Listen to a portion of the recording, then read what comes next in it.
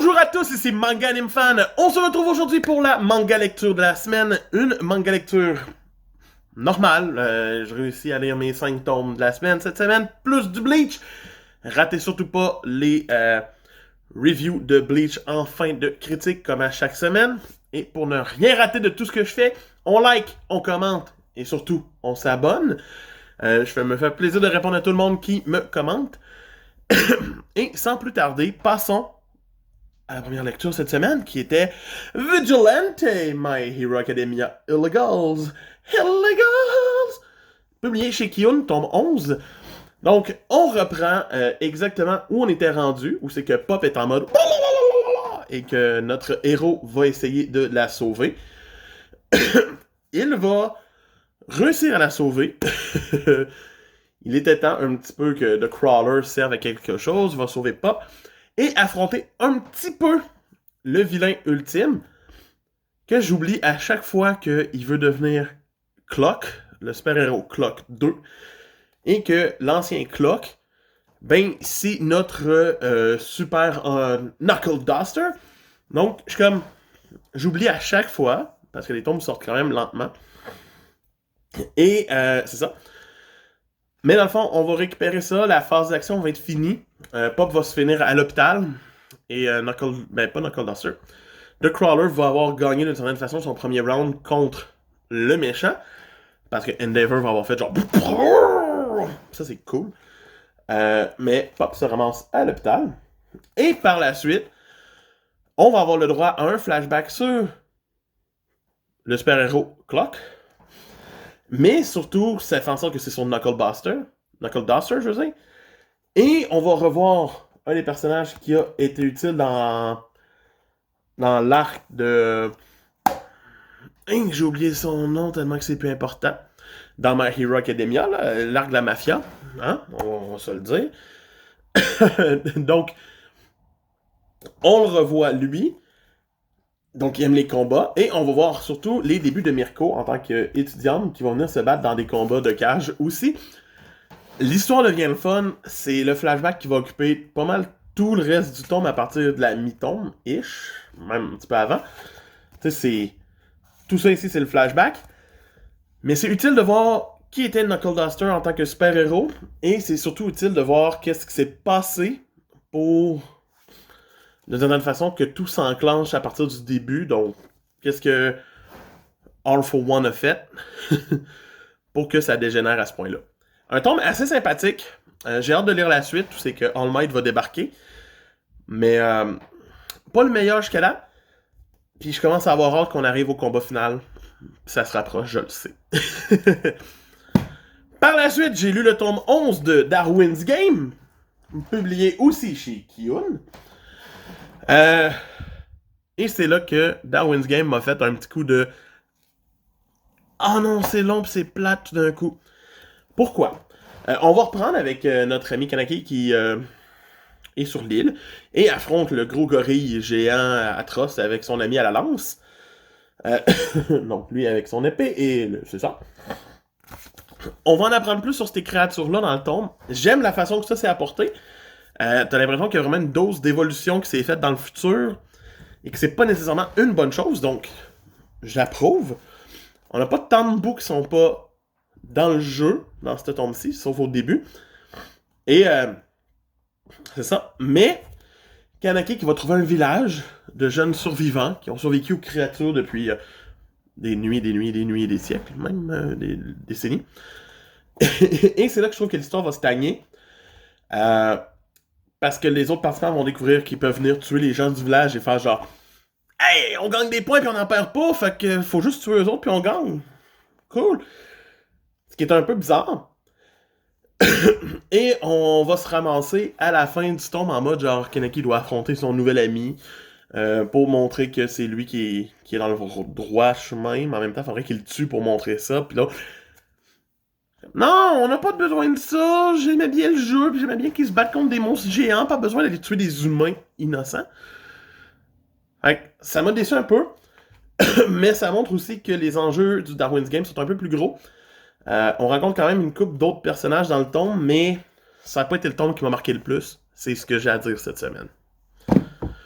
Par la suite, j'ai enchaîné sur Pire, par exemple, avec le tome 5 de Eden Zero, publié chez Pika. Eden Zero a osé sortir la phrase « Je vais te battre grâce au pouvoir de l'amitié ». On est au tome 5! On se calme, ça fait à peu près 2 semaines que tu connais tes amis, là. Le pouvoir de l'amitié ne marche pas comme avec Natsu, là.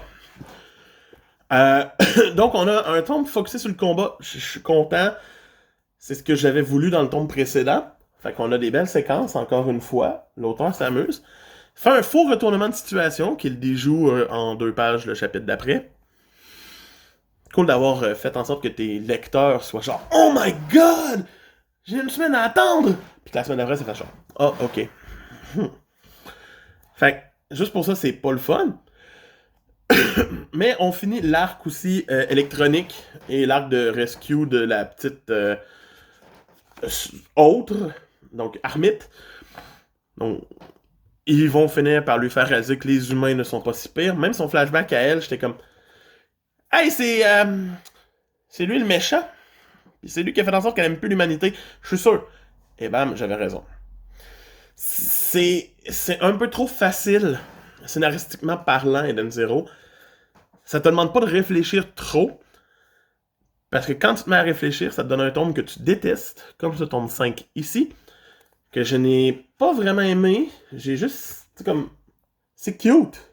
Je veux qu'on soit amis. Mais, sans plus. Je suis déçu, même le vilain s'est fait battre par le pouvoir de l'amitié. Là. On était rendu là, ça a l'air. Fait que, ouais. Ouais. Par la suite, par exemple, j'ai lu Kengan Ashura, tome 2, publié chez Meian. Et c'était déjà beaucoup mieux que les 2 dernières lectures que j'avais eues dans la semaine. Mais, il y a un petit quelque chose qui fait en sorte que j'embarque pas 100% pour l'instant. Dans le fond, Omar va finir son combat contre son adversaire de la dernière fois en dedans de moins d'un chapitre et demi. C'est violent, c'est le fun. Et on va avoir droit à un deuxième combat contre quelqu'un qui triche dans ce tome-ci. Qui utilise des sons, qui utilise des armes pour essayer de tuer subtilement, qui aveugle les gens, puis qui les attaque dans leur angle mort. C'est le fun! Ça varie, mais Omar est comme non! Je suis OP! Et on va voir d'autres concurrents de Tranquillement Pas Vite qui ont l'air puissants, comme lui ici, là, qui a l'air ultra puissant. C'est comme les auteurs nous mettent de plus en plus l'eau à la bouche sur il va y avoir des choses grandes dans cette série-là, préparez-vous en combat. Et on arrive déjà au 3e affrontement dans de 9 chapitres pour notre héros contre un lutteur de catch japonais supérieur.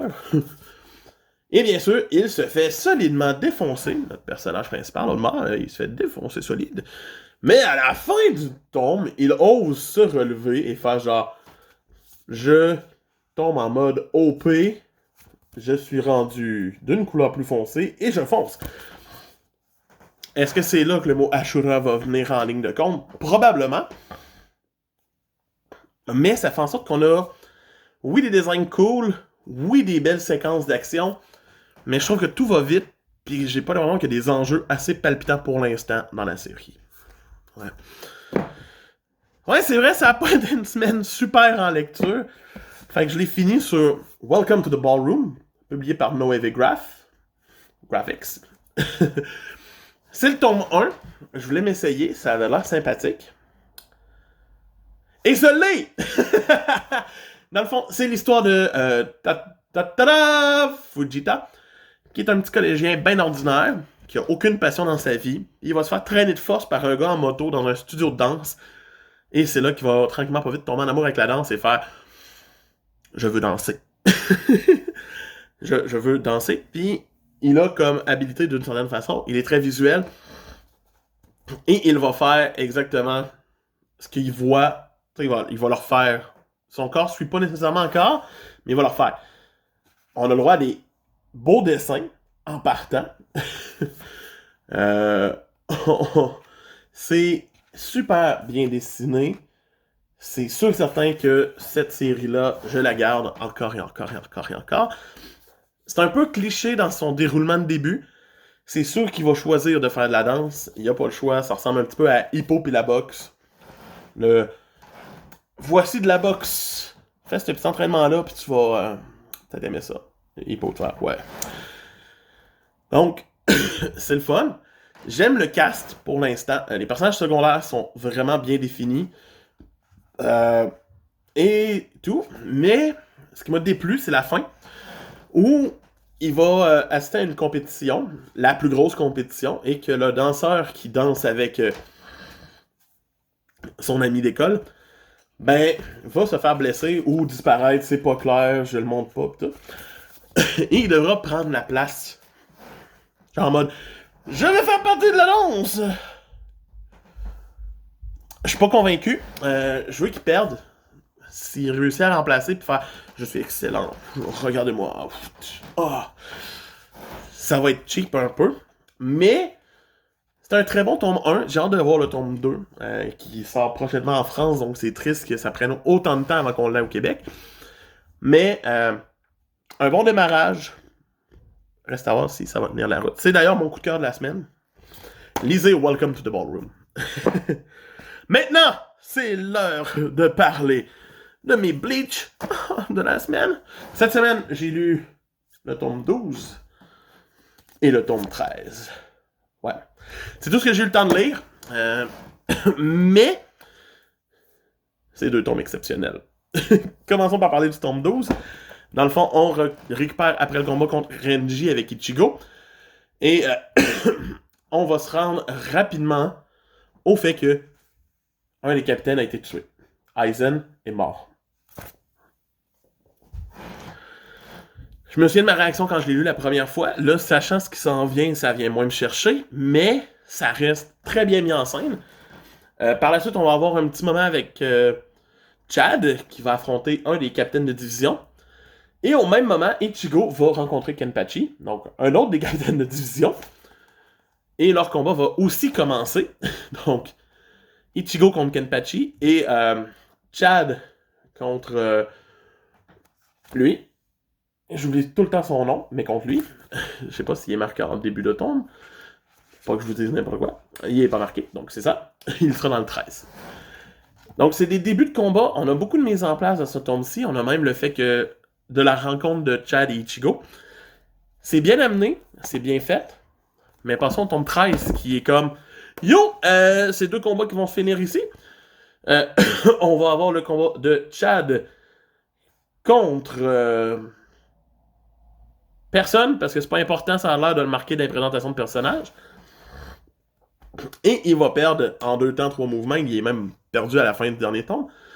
Et c'est là qu'on va voir Ichigo se battre contre Kenpachi à 100%.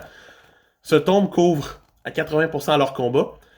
Ichigo va aller faire un mini training en dedans de lui-même avec son sabre. Et tout, c'est super bien fait. Le combat est bien mené. La conclusion du combat est super bien menée. J'aime le fait qu'on se rend même devant Rukia et que c'est là que Genju fait genre je la connais, elle. C'est toi qui as tué mon frère! C'est elle! C'est elle! Puis là, ça finit là-dessus. C'est un très bon tome avec des planches à couper le souffle. Bleach est dans une lancée dans ces tomes-là. Une lancée extraordinaire qui va s'arrêter éventuellement, mais qui est géniale en ce moment. Ceux qui n'avaient pas lu Bleach, c'est le temps. Rejoignez-moi dans la manga lecture. Et sinon, c'est un Manga Fan qui vous dit on s'abonne, on like et on commande. Puis ben moi je vous retrouve cette semaine pour un unboxing. Bye!